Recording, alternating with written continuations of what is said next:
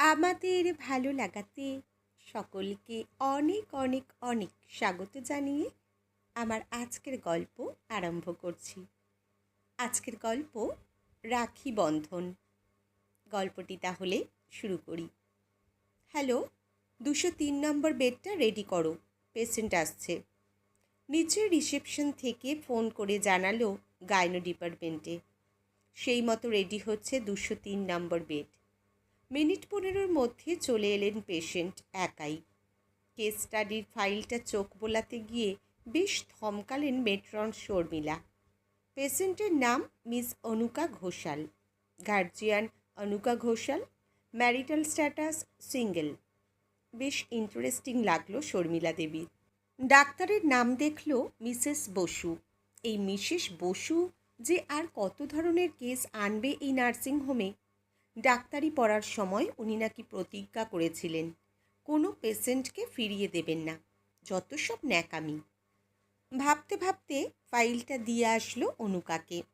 সারা দিন ধরে খুব ক্লান্ত লাগে রুমার। আজ 1 সপ্তাহ হলো নার্সিংহোমে ভর্তি। প্রেশারটা বড় আপ ডাউন করছে। ডাক্তার সকালে রাউন্ডে এসে বলে গেছে, আপনার হাজব্যান্ড বলছে কালই ওটি করতে। রাখি পূর্ণিমা আছে। আপনার শাশুড়ির ইচ্ছে আপনার কোল আলো করে তার নাতি আসুক। আপনাদের নাকি বংশে সব মেয়ে ফোঁটা দেওয়ার মতো কেউ নেই। বেশ মজা করেও অনেক কিছু বললেন ডাক্তার বসু। আজ পেটের মধ্যে বেবিটাও যেন বেশ ছটফট করছে। ছেলে না মেয়ে জানে না রুমা, তবে এই কমাসে আজ খুব খুশি লাগছে ওকে। পেটে হাত দিয়ে একটু স্পর্শটা অনুভব করার চেষ্টা করলো। আর শুয়ে বসে না থেকে একটু হাঁটাহাঁটি করাই ভালো ভেবেই বেড থেকে নেমে হাঁটতে লাগলো। তখনই খেয়াল হলো 203 নাম্বার বেডে পেশেন্ট এসেছে। যাক, একটু কথা বলার লোক পেল। বাকি বেডগুলো বড্ড দূরে দূরে। 203-এর সামনে গিয়ে, কোন ডাক্তার জিজ্ঞাসা করল রুমা। মিসেস বসু, হেসে উত্তর দিল অনুকা। যদিও আমি ওনার চেক আপে ছিলাম না, আমি হাওড়াতে একজন ডাক্তারের আন্ডারে ছিলাম। আরও কিছু বলতে গিয়ে একটু যেন থেমে গেল মেয়েটা। রুমাও আর কিছু বলল না। অনির্বাণ পিছনে এসে দাঁড়িয়ে আছে। খেয়াল পড়তেই ঘড়ির দিকে নজর পড়ল, 6টা বেজে গেছে। মানে ভিজিটিং আওয়ার শুরু। অনির্বাণের সাথে চলে এলো নিজের বেডে। ভিজিটিং আওয়ার শেষ হতেই ডাক্তার বসু রাউন্ডে আসলেন। রুমার প্রেশার শিডিউলে চোখ বোলাতে বোলাতে বেশ চিন্তিত দেখালো মুখখানি।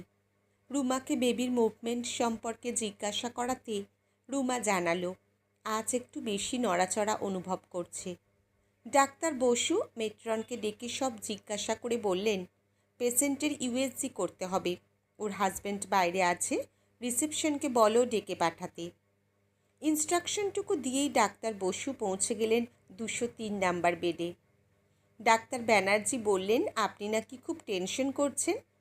হাসতে হাসতে প্রশ্ন করলেন ডাক্তার বসু। অনুকাও বেশ হেসে হেসেই বলল, আসলে সাহস জোগানোর কেউ নেই তো, সিঙ্গেলদের আবার মা হওয়ার শখ। ডাক্তার ব্যানার্জি ছিলেন বলে, না হলে একে মেরে ফেলতে হতো। নিজের পেটে হাত রেখে বলল অনুকা। চোখের কোণের জলটুকু লক্ষ্য করলেন ডাক্তার বসু। দুঃখ পাবেন না অনুকা, এক জীবনে সবার সবটা পাওয়া হয় না। এই বেড নাম্বার 202-কে দেখুন। বরের বড় বিজনেস, নিজে স্কুল টিচার, 3টে মিসক্যারেজ হয়ে এটা 4th। কিন্তু এটাও বেশ চাপের। 7 মাস থেকে high sugar, high pressure. Madam, 202-এর বাড়ির পেশেন্ট এসেছে। নার্সের কথায় চমক ভাঙল ডাক্তার বসুর। আসুন। ডাক্তার বসু নিজের কেবিনে ডাকলেন অনির্বাণকে। পেশেন্টের সুগার, প্রেশার দুটোই বেশ হাই। বাচ্চাটার হার্ট রেটও নর্মাল নয়। ওটিটা আজ রাতেই সেরে ফেলতে হবে। কিন্তু যে কোনো একজনের লাইফ রিস্ক আছে। আপনাকে বন্ডে সই করতে হবে। এক নাগাড়ে কথাগুলো বলে ফেললেন ডক্টর বসু। কঠিন সত্যি হয়তো একেবারেই বলে ফেলতে হয়। মিস্টার সেন, আমি আপনার উত্তরের অপেক্ষায়। হাতে সত্যি সময় বিশেষ নেই। আপনি রাজি থাকলে বন্ডে সই করিয়ে এখনই ওটি রেডি করতে বলবো। বেশ তাড়াহুড়ো শোনালো গলার আওয়াজে। একজন ছেলেকে কাঁদতে শেখায়নি সমাজ। বুক ফেটে গেলেও মুখ বুজে বলে সম্মতি জানালো অনির্বাণ। ডাক্তার বসু ভগবান রে ভগবান, কি ফুটফুটে একটা মেয়ে হয়েছে। তবে বর শাশুড়ি নাকি খুশি না, ছেলে চেয়েছিল, বংশে নাকি ছেলে নেই। নার্সদের কথাগুলো ঘোরের মধ্যেও কানে আসছিল অনুকার। বেশ বুঝতে পারছে গা জ্বরে পুড়ে যাচ্ছে। নার্সরাও ওকে বেশ এড়িয়ে চলছে বুঝে এই গল্পের সময় ওদের আর ডেকে বিরক্ত করেনি। শুধু আধা বোঝা চোখে দেখল পাশের বেডে রুমার স্যালাইন অক্সিজেন চলছে। চেষ্টা করলো বাচ্চাটাকে দেখার, কিন্তু পারল না। আর সত্যি চোখ খুলে রাখতে পারছে না অনুকা। ঘড়ির মধ্যেও নিজের পেটে হাত বুলিয়ে ধরার চেষ্টা করলো একবার। পরের দিন ভোর থেকে বেশ থমথমে স্টার নার্সিংহোমের গাইনো ডিপার্টমেন্ট। ডাক্তার বসু এসেছেন রুটিন ভিজিটে। 202 নাম্বার, আরও একবেলা অক্সিজেন চলবে, আর স্যালাইনটা এখনই খোলা হবে না, বুঝিয়ে দিলেন নার্সদের। পায়ে পায়ে চলে গেলেন 203 নাম্বার বেডে। আরে, এর তো গা জ্বরে পুড়ে যাচ্ছে, কখন থেকে জ্বর? খবর দাওনি কেন আমায়? চিৎকার করলেন ডাক্তার বসু। ম্যাডাম, সকালেই জ্বর এসেছে, ওষুধ দিয়েছি, আধা ঘন্টা হলো, ভয়টুকু গিলে নিয়ে বলল নার্স। তাড়াতাড়ি বেবির হার্টবিট চেক করলেন ডাক্তার বসু। একটা ইঞ্জেকশন দিয়েই ওটি রেডি করতে বললেন নার্সদের। অনুকা সব বুঝতে পারছিল, কিন্তু কোনো কথা বলার শক্তি নেই। শুধু নিজের পেটে হাত দিয়ে বলে চলেছে, মায়ের মতো লড়াই করে বেরিয়ে আয়। মা যেমনভাবে জীবনযুদ্ধে জিতেছে, তোকেও জিততে হবে। বিকেলের ভিজিটিং আওয়ারে অনির্বাণ এসেছে বউ মেয়েকে দেখতে, সাথে আজ শাশুড়ি। হয়তো রাগ পড়ে গেছে। রুমার অক্সিজেনও খুলে দেওয়া হয়েছে। কি গো, এত শুকনো লাগছে কেন মুখটা? অনির্বাণ জিজ্ঞাসা করল রুমাকে। চুপ করে রইল রুমা। কি হয়েছে? হাত দুটো ধরে জিজ্ঞাসা করলেন সরলা দেবী। মা গো, আমার পাশের মেয়েটা বাচ্চা হতে গিয়ে মারা গেছে।